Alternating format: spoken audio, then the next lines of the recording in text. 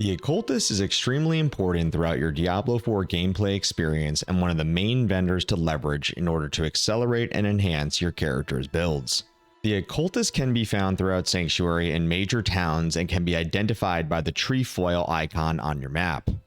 There are three vital functions and services that the Occultist can perform: extracting and imprinting aspects onto rare or legendary items, enchanting, which allows you to reroll an undesirable affix on an item, and finally crafting sigils, which facilitates the creation of nightmare dungeons. In case you are not familiar with what an aspect is, it is a legendary modifier or a power that can be transferred from one item to another. You can place an aspect on a rare item, upgrading it into a legendary. However, once the aspect is imprinted, it can only be used once. In addition to legendary aspects, there is also the Codex of Power, which are collected through the completion of dungeons. Most dungeons have class-specific aspects tied to their completion, but there are a handful that are general for all player types. One key benefit of the Codex of Power is its reusability. That is, you can transfer it from item to item. However, one limitation is that the ranges it rolls is always the lowest when imprinted. Now that we've covered some of the basic fundamentals of the Occultist, now we are going to walk through a live demonstration of the extraction process. In this particular case, I'm going to select a legendary item where you can see one of the aspects here that we want to extract, and all you have to do here is to use gold in order for this process to complete. And upon the extraction, you open up your inventory and you will see any collection of aspects that you have here. Now we're going to go transition into the imprint sequence. What you then first want to do is select any rare or legendary item, and in this particular case, I'm selecting a rare.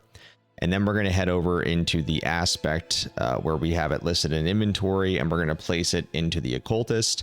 And you're now going to see the flow from the item to the aspect and the future item, which will be upgraded into a legendary. Now there is one additional input here, which is the veiled crystal, which is a material for crafting that will be required on top of the gold.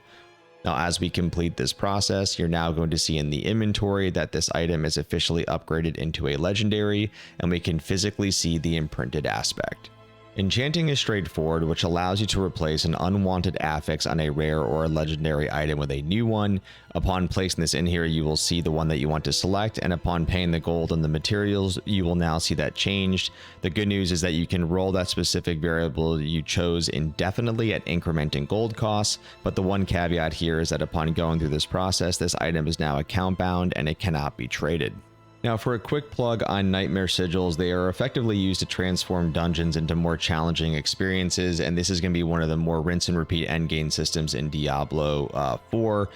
Again, you will do this at the Occultist, and all of these sigils are tied to either sacred or ancestral dungeons, and they are specific to where you would go target. Now, what we understand is that this also will not only be more challenging, but it also can yield better drops, which is kind of one of the more advantageous reasons to go through this process. One major consideration and point to pay attention to with the Occultist is the need for materials, especially gold being the most common currency. Gold is the major constant for every service at the Occultist, and there are some key considerations to keep in mind on this. Rax made a great video on this topic, especially as it relates to placing aspects on your offhand weapons and/or amulets and rings, given the infrequency of replacing them. Shout out to Rax for this major quality of life fundamental, and if you want to check out his video, I will have it linked below under resources.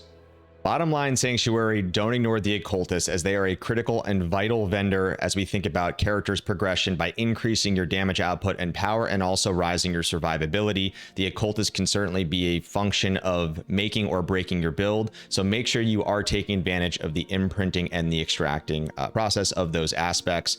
Again, when you think about the Codex of Power, those are great early on because they don't have the same stringent requirements. They can be used indefinitely, and they can certainly get your build moving, so certainly consider using some of those early versus a higher powered aspect that you might want to actually save later on.